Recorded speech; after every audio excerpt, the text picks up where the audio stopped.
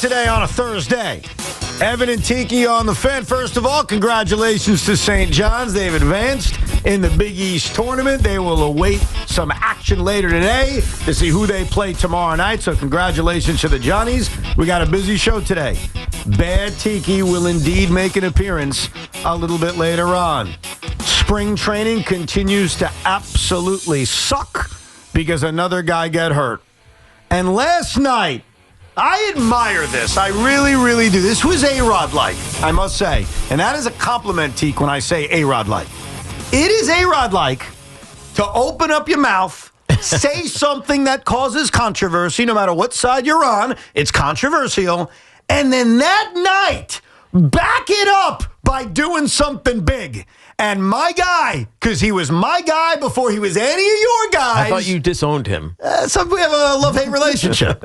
My guy, Mikal Bridges, opened up his mouth. He said something controversial. And then late last night, I know many of you weren't watching, he hit not just a buzzer beater, but when you're down 2 and you hit a game-winning 3, that's a real buzzer beater. But what I'm confused about, Teak, so yesterday late in the show, we heard what Mikal Bridges had to say. He was sort of critical of Tom Thibodeau. Yep. And basically telling the coach, hey, let's cut down on the minutes.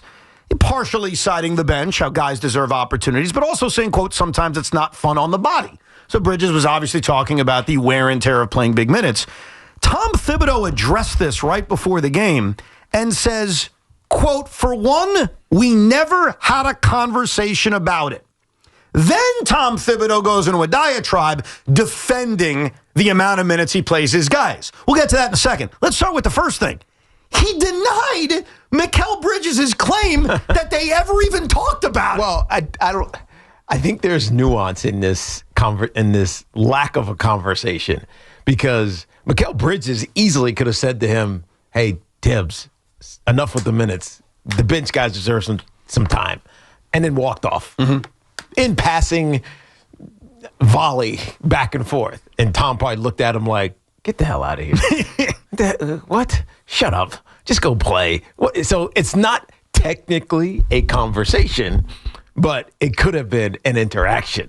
So they both could be right. Like, I can't believe that Mikal Bridges would lie about that. Oh, no, Mikal Bridges is not lying. Yeah. So I don't think there's any question. So if there's a side that's lying, it would be the head coach who's just trying to deflect and push all potential controversy away. Yeah. Right? Yes. And so yes. He didn't see it as a conversation, but I do believe it was expressed. Well, one thing that was pointed out during the whole story late yesterday about Bridges bringing this up to Tom Thibodeau was Bridges said Tom Thibodeau was receptive, but sometimes I think he just gets in his ways. Now, I'm parsing words here, but if Mikal Bridges is saying Tom Thibodeau was receptive, then it was more than just a passing comment. Yes. And so I will start off by saying this about Bridges, and I know I've said a lot of awful things about him over the last few months, but that's just being a jilted lover. I want to call this right down the middle as best as I can. I respect the hell out of Mikal Bridges calling out his head coach the way he did yesterday. And I also think that every single person out there needs to put respect on that man's name, because one thing he does, forget about the way he's played. I'm not even talking about that. That guy plays. He Always played in there. Phoenix. Always there. He played in Brooklyn. He plays here. He plays big minutes, and he plays all the time. So when Mikal Bridges makes a comment about minutes, I think we all should listen, because this is not Joel Embiid who plays when he decides to play. He's not. Mm-hmm. He's not Anthony Davis, whose nickname is Street Clothes. You know what I mean? This is a guy, and I'm not suggesting Bridges is better than those guys. Again, this has nothing to do with the way he's played. I just want to be fair to a guy that I got to watch a lot of. He plays. So for him to open up his mouth and criticize a head coach, his head coach, I put some stock in it. And I think what Tom Thibodeau did last night is I think this bothers him. I think he's heard this from every corner. This has been something that's followed him in Chicago and Minnesota, now in New York, the minutes police. And I think what he decided to do last night, knowing he's never going to be pressed on it because he doesn't sit there doing one-on-one interviews, is he basically said, no, the conversation never happened. And then he went on to something else, which is just defending himself for why these guys play a lot of minutes. So lie is a strong word.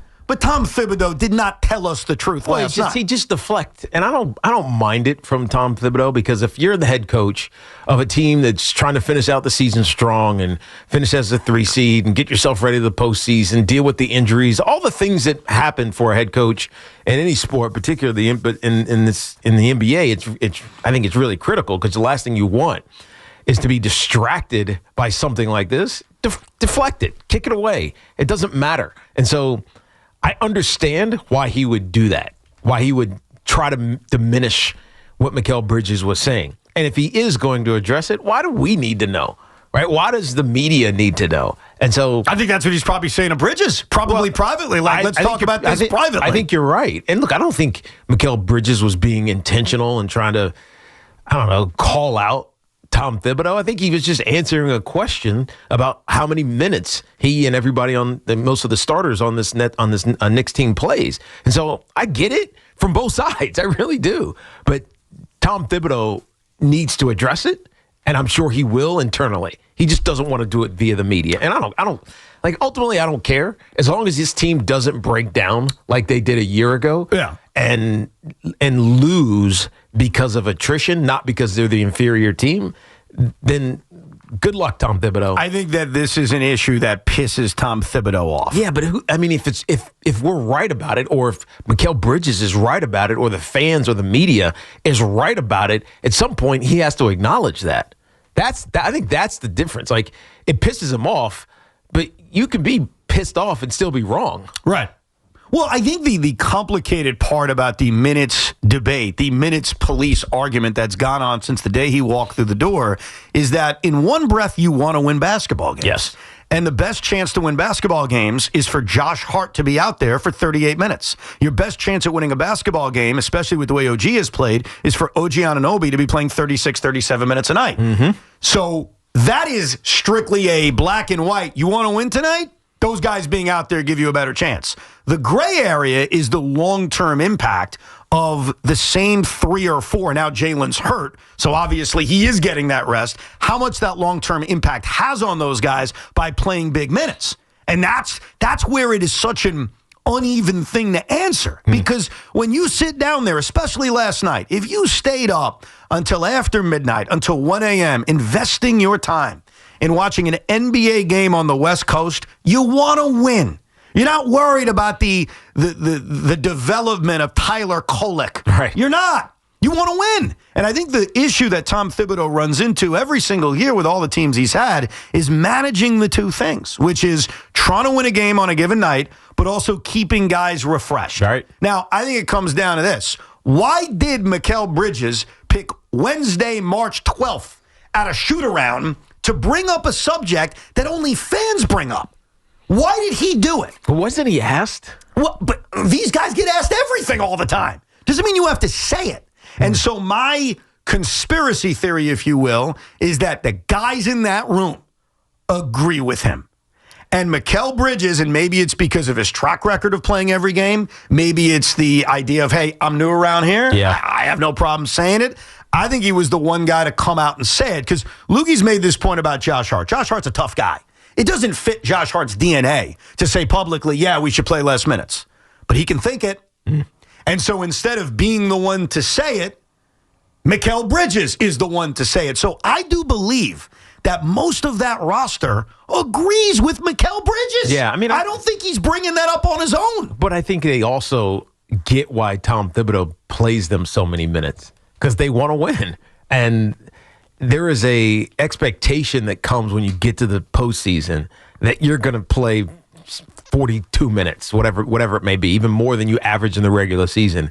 You got to be conditioned to do that. And so it's such a fine line. But the problem for Tom Thibodeau is that he hasn't figured out when he's crossing that line. Right. That's a tough line to figure out. The fine line of playing guys long enough so that they get the stamina, the strength, the familiarity with playing that long to win important games versus playing that long and getting guys hurt. Right. Or worn down or making them resent the fact that they're playing that long. Like, it's really tight.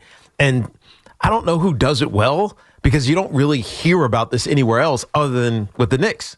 Right? I'm sure other coaches push the minutes numbers, but the only place you hear it is here. Well, and I think it's mainly because guys get hurt. It's mainly because that's Tom Thibodeau's reputation. Right. And unfortunately, when you have a reputation attached to you, it lives with you forever. This is not a new thing. This was a discussion in Minnesota. This was a discussion in Chicago.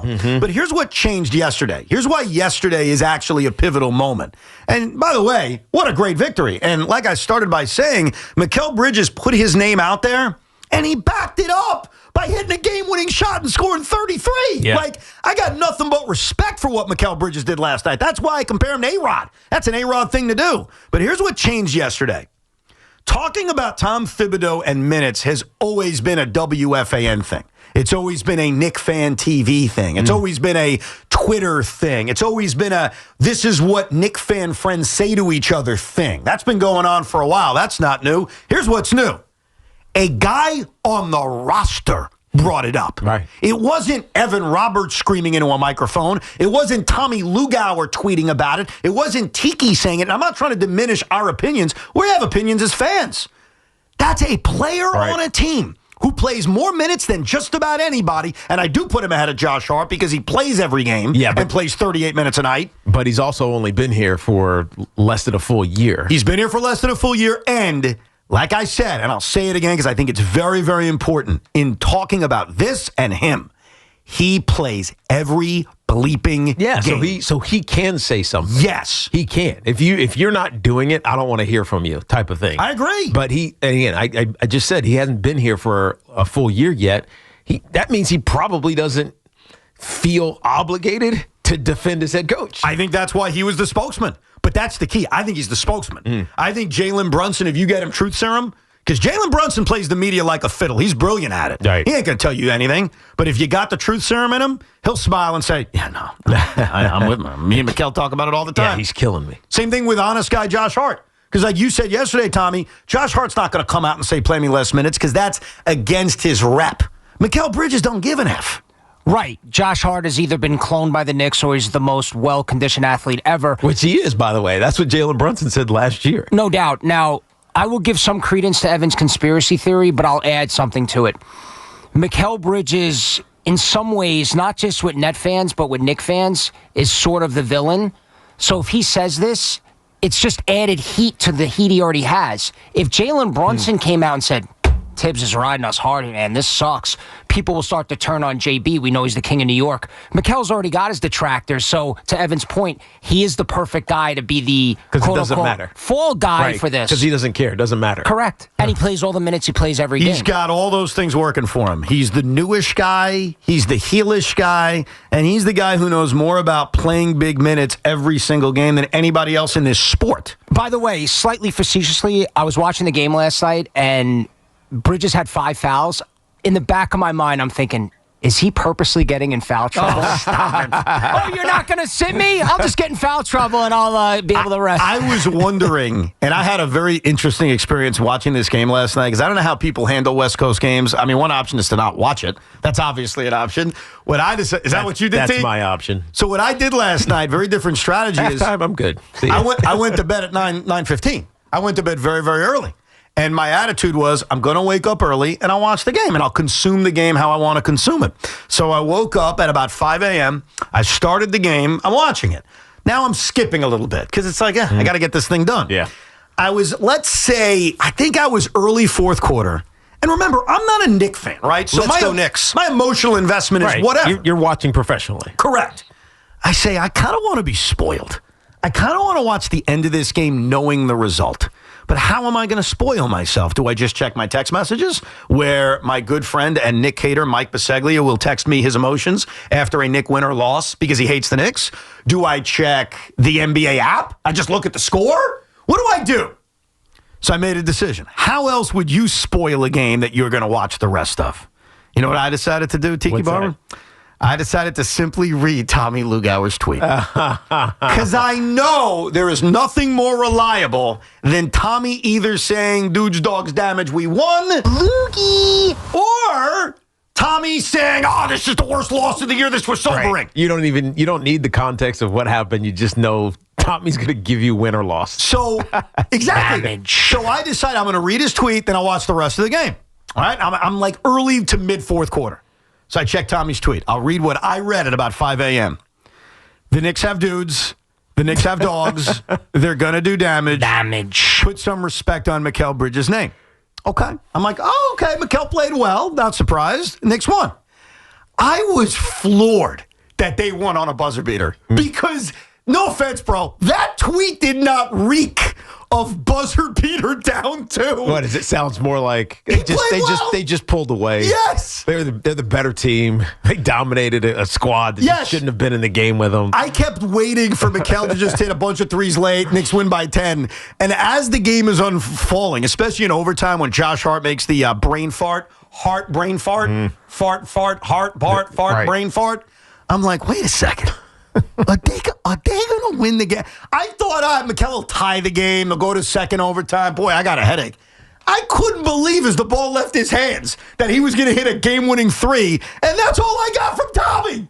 To be fair to Tommy, Bridges had a couple of really key plays, passes, defensive plays at the end of the game, so I was speaking more in the totality, and I'll just say this. Looked a hell of a lot more comfortable on the floor without Brunson. Oh, he was the alpha. That's why. So what are you saying? I'm just stating a fact. He just looked more comfortable. He looked the most comfortable I've seen him all season long. So maybe this is part of it, too. You know why? Because he knew, no offense to Cat, who kind of disappears late in these games, and that trend continued. Mikal knew he was the guy. He knew, I'm taking the last shot. I'm the dude. I'm the dog. And some guys know their assignment. Whether it's, I'm going to be second fiddle here to Jalen Brunson when he's the man, but when he's not here, I got to step up. Yeah. Not everybody can do that, by the way. Not every, I don't want to call him backup because he's a starter, but you know what I mean. Not every second fiddle alpha can do that, where they get tasked with being the man and they just kind of fall short. Yep. Give him credit, man. I give Mikal Bridges a lot of credit because last night was his A-Rod moment. Start a controversy in the afternoon, ended at night with a heroic moment. We'll get to your calls next. Where do you stand now on Bridges representing Knick players to air a public grievance against the head coach on an issue Knick fans have been debating for years? The toll-free number is 888-808-1019. And while you probably didn't watch the end of last night's game, we have pulled some of the great calls from last night that included celebrations and depressions around Mikal Bridges' game-winning shot. We'll rank some of the best calls from last night as well. We are live.